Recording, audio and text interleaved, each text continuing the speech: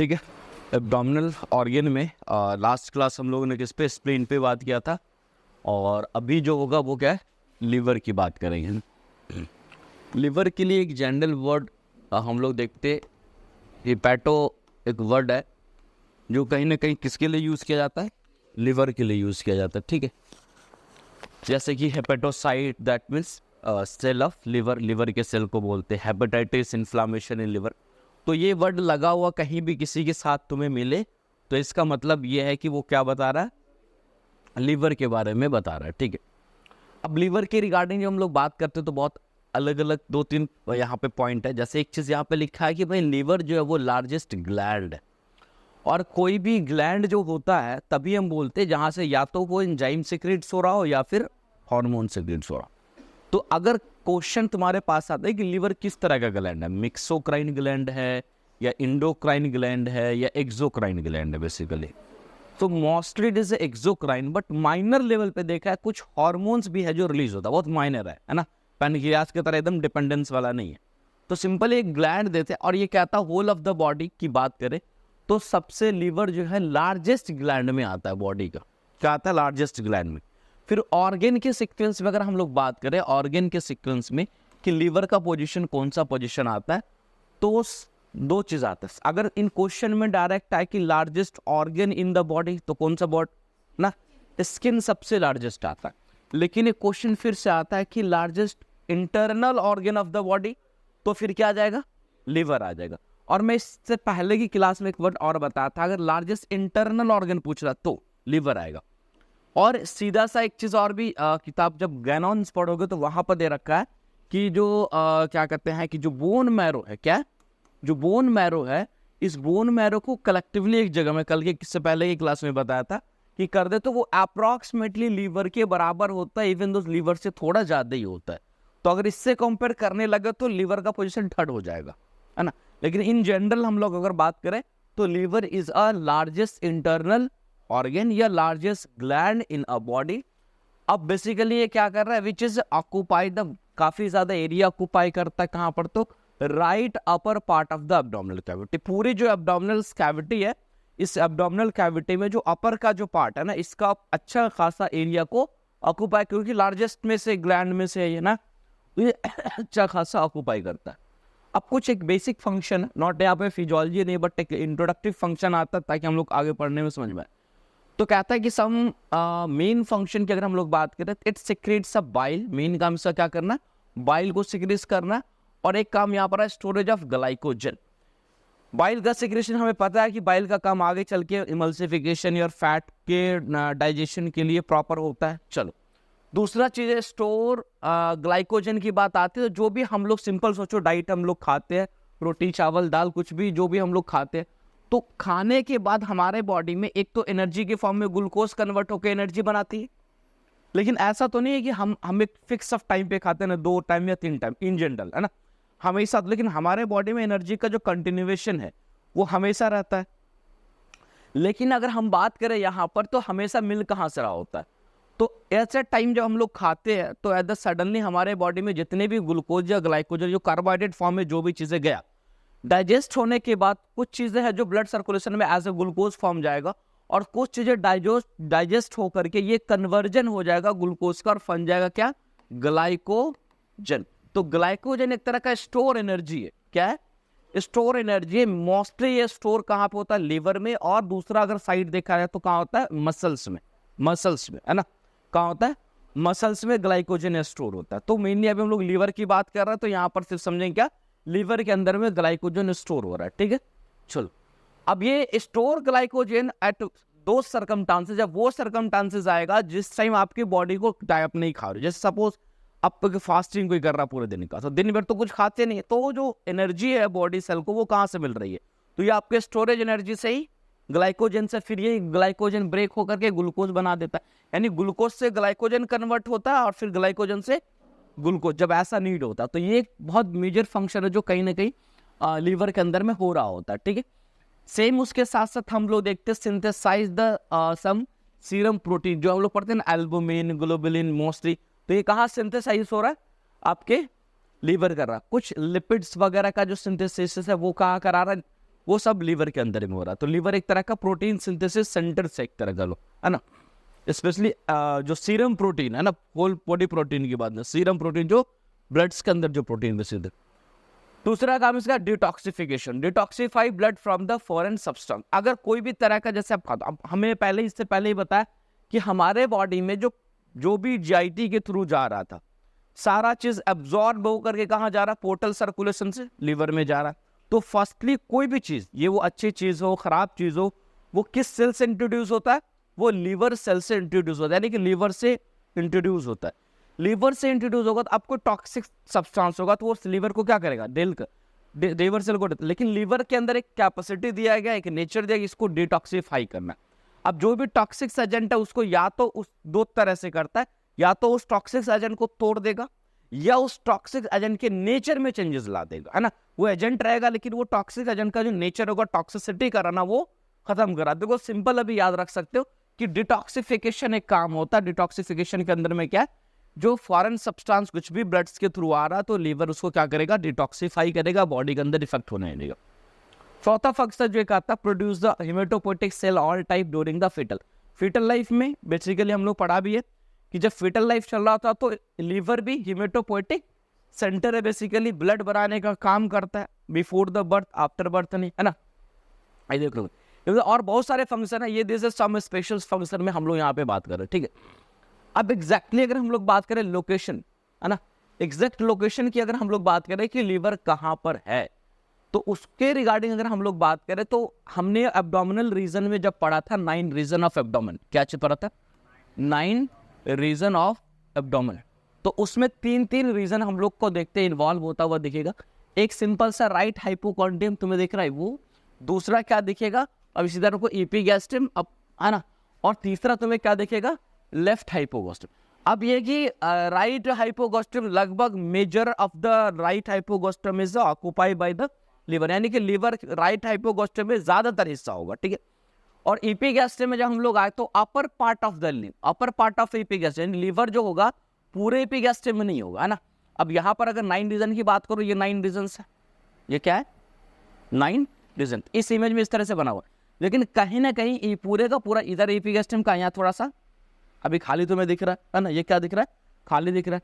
तो whole of this epigastrium के अंदर बने, बट एपिगैस्ट्रियम का जो अपर पार्ट होगा, एपिगैस्ट्रियम का जो अपर पार्ट है वहां पर क्या देखिए, लीवर देखने को मिलेगा। और ये साथ साथ क्रॉस करता कहाँ पे, तो left part of left hypochondrium up to the mid clavicular line, यानी ये मिड क्लेविकुलर लाइन है। तो लेफ्ट हाइपोगॉस्ट्रियम में बहुत ज्यादा नहीं होता है, थोड़ा सा यहाँ अगर देखें हम लोग तो अगर अच्छे से, तो थोड़ा सा मान लो इधर से ऐसे जा रहा है, और ये एटलीस्ट कह भी रहा उधर उतना भी नहीं, कि लगभग कहाँ तक, तो ये लेफ्ट क्या करें, मिड क्लेविकुलर लाइन है, वहां तक ये एक्सटेंड रहता है। तो एग्जैक्टली ये लोकेशन अगर तुमसे पूछा तो it is a mostly occupy in right hypochondrium region, upper part of epigastrium, and in left hypochondrium up to the mid clavicular line, है ना। ये इतना तक क्या है लीवर का लोकेशन, एग्जैक्ट लोकेशन आता है। अब देखते हम यहाँ पे क्या आता है कि जो पूरा लीवर की बात करें, mostly part of the liver जो होता है this is under cover of ribs, है ना। हम लोग देखते भी ये कहा, अब ऐसे तो आपको देख तो लीवर तो नहीं दिख रहा है, तो कहा ये जो रिब्स है, जो कोस्टल कार्टिलेज कह सकते हो ना इसको, है ना, या costal cartilage immediately below the diaphragm. जो डायफ्राम है इधर से है, ठीक है, डायफ्राम ऐसे जाकर के डोम शेप पे जा रखा है, और क्योंकि डायफ्राम को तो नीचे है ना, क्योंकि ये एब्डोमिनल ऑर्गन है, डायफ्राम के ऊपर होगा तो क्या थोरेसिक ऑर्गन हो, तो लीवर क्या एब्डोमिनल ऑर्गन है, तो डायफ्राम के नीचे है, but under the costal cartilage and ribs, तो अच्छा खासा एक तरह समझो प्रोटेक्शन में, है ना। क्योंकि लीवर्स भी it is also counted in the vital organs, है ना। कभी कभी लीवर फेल्योर से भी लोग मरते हैं, है ना। तो कहीं ना कहीं हम लोग ये देखते हैं कि इसलिए इसको भी एक नेचर ने एक प्रोटेक्टिव जगह पे लोकेट किया, जो कि हम लोग देखते हैं रिब्स के अंदर में कवर अप होता है, ठीक है। अब ये बेसिकली हम लोग देखते हैं बेसिकली एक्सटेंड की बात करते हैं कि ये कहाँ से कहाँ एक्सटेंड बेसिकली करता है। तो इसमें चीज देखते हैं कि upward as far as 5th ribs, कहाँ पे अपवर्ड अगर हम लोग बात करें तो लगभग देखें 5th रिब राइट साइड, है ना। तो 5th नंबर का जो रिब होगा वहां से राइट साइड की अगर हम लोग बात करें, and left 5th intercostal space left side, है ना। और लेफ्ट में अगर हम लोग बात करें कहाँ से लेकर के, तो 5th इंटरकोस्टल स्पेस तक, ये बेसिकली इसका क्या होता है, तो एक्सटेंशन देखने को मिलता है, यानी 5th रिब राइट साइड से लेकर के 5th रिब क्या कहते हैं, fifth intercostal space left side तक ये कंप्लीट एक्सटेंशन देखने को मिलेगा। अब उसके बाद अगर हम लोग बात करें लिवर के अंदर में कंपेरेटिवली अगर हम लोग बात करें रेशियो पे, तो बच्चों का जो लिवर होता है न्यूबॉर्न अगर हम लोग बात करें उसके कंपेयर में देखते हैं मच लार्जर। रेशियो की अगर हम लोग बात करेंगे, सपोज रेशियो समझने का ऐसा समझो कि जैसे अभी हमारे लीवर जो है वो लगभग बॉडी का कुछ वेट का कुछ हिस्सा होगा, वेट का कुछ 1/4 क्या कहते हैं कि 1/10 हिस्सा में से एक हिस्सा, 20 हिस्सा में से एक हिस्सा लीवर एक अपना एक हिस्सा कर रहा होगा। दूसरा चीज जो एब्डोमिनल एरिया है, तो अभी ये कुछ पूरे एब्डोमिनल सरफेस जो एरिया होगा अंदर कैविटी के अंदर, तो वो कुछ एरिया को कवर कर रहा होगा ना। तो सेम कंपेयर करो कि अभी के एरिया में मान लो पूरे एब्डोमिनल एरिया को 5 हिस्सों में डिवाइड कर दिया, 5 हिस्सों में मान लो अभी एक हिस्से को लीवर को कवर कर रहा है, एक हिस्सा एरिया जो कैविटी है वो कौन कर रहा है, लीवर कर रहा है एब्डोमिनल को। लेकिन यही सेम चीज बच्चों का न्यूबॉर्न में अगर हम डिवाइड करो तो कहता है 2 हिस्सा। तो मतलब ये बड़ा कहने का मतलब रेशियो में बड़ा की बात, ऐसा नहीं कि अभी 1.5 kg का है और बच्चा में 3 kg का होगा, ये नहीं होगा, ठीक है, बच्चा का वेट ही 3 kg नहीं होता है। तो लार्ज मच लार्जन कहने का मतलब समझ रहे हो ना क्या हो रहा है, रेशियल उसका जो ऑक्यूपाइंग एरिया रेशियो का उसकी बात यहाँ पर होती है, ठीक है। तो यहाँ पर ये चीज याद रखना, much larger in newborn, the liver is much larger in a newborn with the respect of ratio की हम लोग बात कर रहे हैं ना, वेट के बेसिस पे हम लोग बात, साइज के बेसिस पे बड़ा छोटा यहाँ बात नहीं कर, इस चीज को क्लियर रखना। भाई यंग चिल्ड्रेंस है ना, यंग चिल्ड्रेन से भी बड़ा होता है newborn due to the its haemopoietic function, इसका हेमोटिक फंक्शन भी रहता है उस टाइम पे, foetal life and occupy the 2/5 of the abdomen. ये देखो 2/5 ऑफ द एब्डोमेन, यानी एब्डोमेन का ये 5 हिस्सा अगर न्यूबॉर्न का जो अभी है उसको 5 हिस्से में अगर कर दो और उसके 2 हिस्से का एब्डोमिनल कैविटी में क्या चीज रखा हुआ है, लिवर एक ऑक्यूपाई करते हैं इस एरिया में। तो कहीं ऑक्यूपाई बेसिस पे हम लोग देखते हैं कि ज्यादा देखने को। शेप में हम लोग आते हैं तो लीवर का शेप ऑल से पता है कि कैसा वेज शेपेड स्ट्रक्चर होता है, और वेज के बारे में मैंने कई बार बता चुका कि वेज कैसा है, एक तरह से बेसिकली शेप होता है जिसमें हम लोग देखते हैं एक साइड एक्सपेंड रहा था, दूसरा टैपर, अभी आएगा शेप मैं दिखाऊंगा उस तरह से जाता है, ठीक है। रिसेंबल एज अ 4-साइडेड पिरामिडल, कैसा होता है 4 साइड, 4 ऐसे पिरामिड तो हम लोग जनरली ऐसा देखते हैं ना, ये पिरामिड है ना, शंकु जिसको बोलते हो या आप कोन्स बोलते हो, है ना, तो ये पिरामिड है बेसिकली। तो यहाँ पर क्या ये कह रहा है कि ये एक सर्कुलर होगा ना, लेकिन ये सर्कुलर है 4-साइडेड, मतलब इधर भी ऐसे होगा, फिर इधर से एक लाइन मान लो इधर होगा, फिर इधर 4, 1 2 3 और एक ऐसे मान लो 1 2 3 4, यानी आगे से भी एक है, साइड से भी है, इधर से भी, 4-साइडेड क्या मिल रहा है, 4-साइडेड स्ट्रक्चर पिरामिड दिख रहा है, lies on the side with the, यानी साइड वो क्या दिखेगा, 4 साइड देखने को बोला, इट्स बेस इज डायरेक्टेड, है ना, directed toward the right and apex toward the left, है ना। कि कह रहा है कि इस स्ट्रक्चर जो पिरामिड है, पिरामिड का बेस एंड एपेक्स होगा, तो बेस के बारे में कह रहा है किधर होगा, राइट साइड होगा, ये बेस है, ये राइट साइड हो जाएगा, और ये जो एपेक्स है वो किधर होगा, लेफ्ट साइड हो जाएगा, ठीक है। एपेक्स और बेस का डायरेक्शन की बात करते हैं। अब वेट की बात यहाँ पर आती है, कलर तो ऐसे देखने को मिलता है, और एक चीज और भी कहते हैं जो लीवर के बारे में जब बीडीसी पढ़ोगे तो लिखता है it is a friable organ, friable organ, friable organ का मतलब फ्राई करके खाना, ऐसे लिवर को फ्राई करके खाते हैं ये लोग। यहाँ पे फ्राई का मतलब वो तेल में फ्राई करके नहीं करना है। यहाँ फ्राइबल ऑर्गन का मतलब ये होता है कि जैसे तुम लोगों ने मिट्टी उठाया, ऐसे मिट्टी जो उठाने के बाद तुरंत मतलब हाथ में लो, केचुआ वाला जो मिट्टी होता है जड़ एकदम मतलब बहुत सॉफ्ट डेलिकेटेड बेसिक कह सकते हो, तो इसी तरह नॉर्मल मसल्स को हाथ में ले करके मान लो अगर उसको कंप्रेस करो और लीवर के मसल्स को लेकर, मतलब लीवर को पीस को लेके करो, तो उसका जो टेक्सचर्स होगा बहुत अलग होगा, वो उसी टेक्सचर को बहुत कमजोर हो जाता है। तो फ्राइबल यहाँ पे कहने का मतलब है कि वो बहुत ही उसका जो कैसो टेक्सचर जो वो डिफरेंट है नॉर्मल मसल्स वगैरह से ना, तो वो भी देखने, कलर रेड ब्राउन देखने को मिलेगा, नॉर्मल कलर। अब वेट में आ जाओ, मेल में लगभग 1.4 से लेकर के 1.8 kg देखने को मिलेगा, फीमेल में 1.2 से लेकर 1.4 kg देखने को मिलेगा, न्यू बॉर्न में 1/18 ऑफ द बॉडी वेट, जो बॉडी वेट होगा उसका 18वां हिस्सा बेसिकली, है ना, 18 हिस्सा में से पूरे बॉडी को 18 जगह बांट दो, एक जगह पे सब। एवरेज वेट बेबी का अपना 2.5 kg से स्टार्ट होता है, 3.5 kg तक, 4 kg तक आइडियल वेट यहाँ पे लोग लेते हैं। तो अब उसके जो वेट होगा अलग अलग वेरिएशन वेट का होता है। बर्थ के टाइम में लगभग ऐसे डाटा अगर लिखा गया तो लगभग 150 ग्राम के आसपास में वेट देखने को मिलता है। प्रोपोर्शनल वेट में अगर हम लोग बताते हैं in adult 1/14 of the body weight. देखो यहाँ पर क्या है, बॉडी वेट का अगर हम लोग यहाँ पर करें, बच्चों में अगर क्या 18वें हिस्से में एक हिस्सा है बॉडी का, और यहाँ 40वें बॉडी का हिस्सा कर दो उसमें एक हिस्सा, तो ऐसे भी रेशियो प्रोपोर्शनल रेशियो में यहाँ भी लीवर क्या लग रहा है, छोटा लग रहा है, यहाँ लीवर क्या लग रहा है, बड़ा लग रहा है। तो बड़ा छोटा को समझ किस रेशियो की बात कर रहे हैं, ठीक ना। तो ये चीज हो गई। चलो अब यहाँ पे जो शेप है यही है वेज शेपेड, है ना, ये क्या है, वेज शेपेड। इसी शेप को बोलते हैं हम लोग वेज शेपेड। इसलिए तुम्हें दिख रहा होगा ना, इधर क्या है, एक बेस है, इधर क्या है, एक बेस दिख रहा है, और एक साइड ये हो गया सामने वाला, एक ऊपर वाला, और एक पीछे वाला, और एक नीचे वाला, तो 4 साइडेड हो गया। और इधर क्या होगा, ये एपेक्स हो गया। तो प्रॉपर ये अब ये लगा ना कि एक तरफ से स्ट्रक्चर इधर की तरफ जा रहा है, तो टैपर होता हुआ, छोटा होता हुआ जा रहा है, मतलब पॉइंटेड होता हुआ जा रहा है। This is a wedge shaped structure, ठीक है। अब यहाँ पर आते एक्सटर्नल फीचर्स। तो कोई एक्सटर्नल फीचर में यहाँ पे, इस पे आपके नोट्स पे यहाँ पे मेंशन जो है 2 सरफेस चलेगा, लेकिन एक चीज और समझ लेना कि 2 सरफेस, एक को बोला यहाँ पे डायफ्राग्मेटिक सरफेस और दूसरा को क्या बोला विसरल सरफेस। यानी एक तो मेजर एरिया तो हम देखेंगे डायफ्राम इसको कवर अप देती है, और बाकी कुछ जगह पर हम लोग अभी देखेंगे कि विसरा का रिलेशन। बट एक और इसको हम टोटल सरफेस की अगर हम लोग बात करें तो और भी एक डिवीजन जिसमें हम लोग 5 सरफेस पढ़ते, 5 सरफेसेस पढ़ते। इस 5 सरफेसेस में सबसे पहले होता है आपका यहाँ पर एंटेरियर सरफेस, क्या होता है, एंटेरियर सरफेस होता है। दूसरा क्या होता है, पोस्टेरियर सरफेस होता है। और तीसरा हो जाएगा क्या, सुपेरियर सरफेस होगा, क्या होगा, सुपेरियर सरफेस। और चौथा हो जाएगा क्या, इंफीरियर सरफेस, है ना। और 5वां सरफेस हो जाएगा राइट लैटरल सरफेस हो जाएगा ना।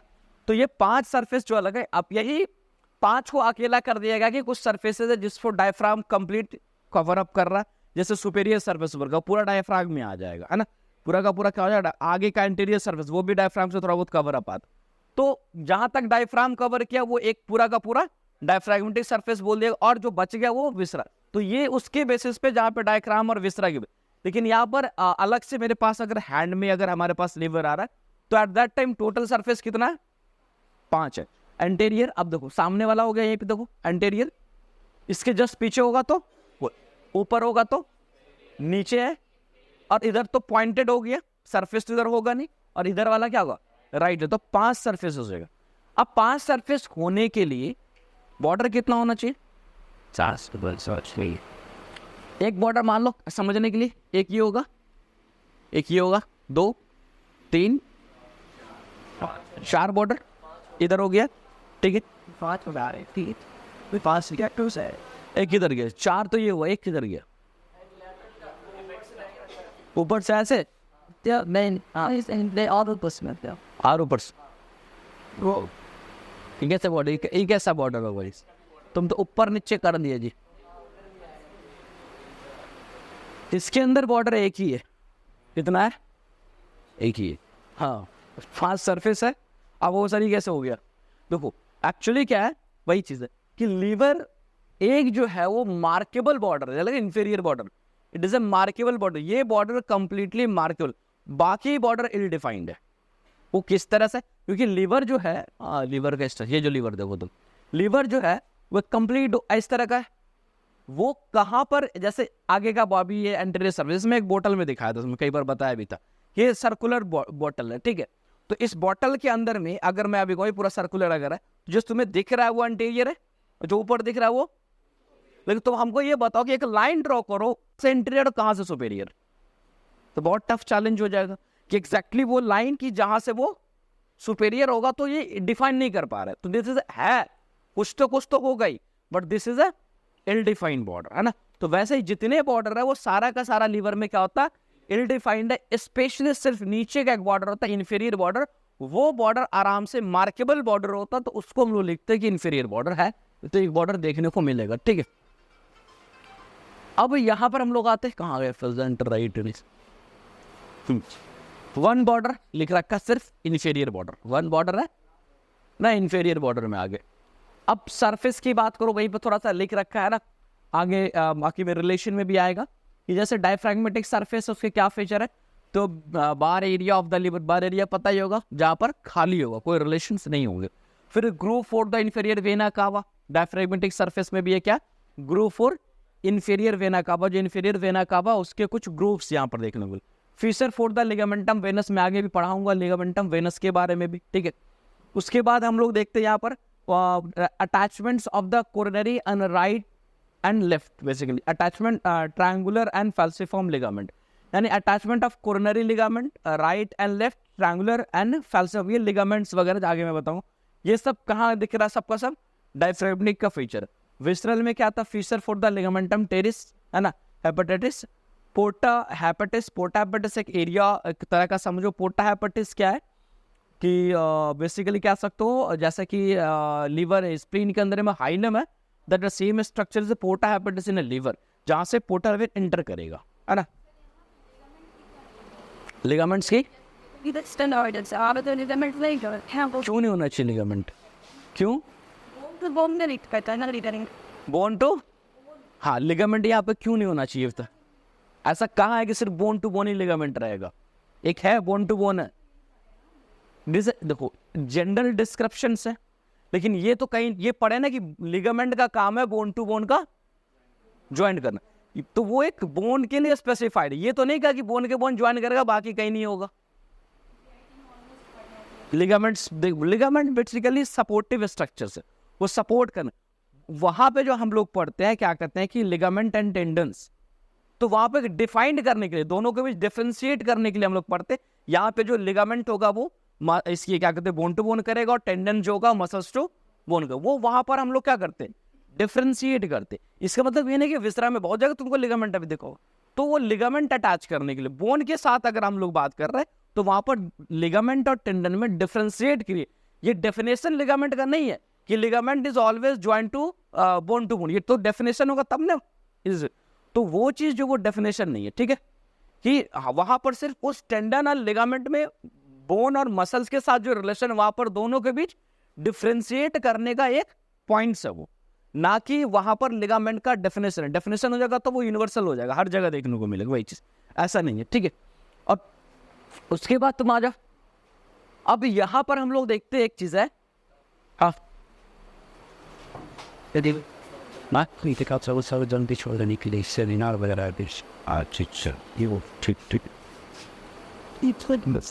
मिनट, ठीक है। तो ये चीज तुम्हें अभी याद रखना, ठीक है। अब उसके बाद आता है जैसे यहाँ पे इंफेरियर क्या लिखा, हाँ इंफेरियर बॉर्डर फीचर्स। जो इंफेरियर बॉर्डर है, हाँ वो सकते हैं मतलब करीबा के पास टी सरफेस नहीं है, हाँ वो भी बोल सकते, ये भी बोल सकते, बिल्कुल। डायफ्रेगमेटिक एंड विसरल, है ना। आपके क्वेश्चन कुछ कंडीशन ऐसा होगा जो स्पेसिफाई करेगा, ये पहले बोल दिए, नहीं क्वेश्चन में कुछ ना कुछ ऐसा होगा जो स्पेसिफाई करेगा। 2 के बारे में पूछा जा रहा है या 5 के बारे में पूछा जा रहा है। इन्फेरियर बॉर्डर फीचर की अगर हम लोग बात करें, इट इज अ सेपरेट। अब इन्फेरियर बॉर्डर क्या करता है? Inferior border is separate the diaphragmatic surface from the visceral surface. जाहिर सी बात है, क्लियर होगा कि आगे का जो सरफेस होगा, सॉरी बॉर्डर जो नीचे से होगा वो किसको किसको सेपरेट करता है?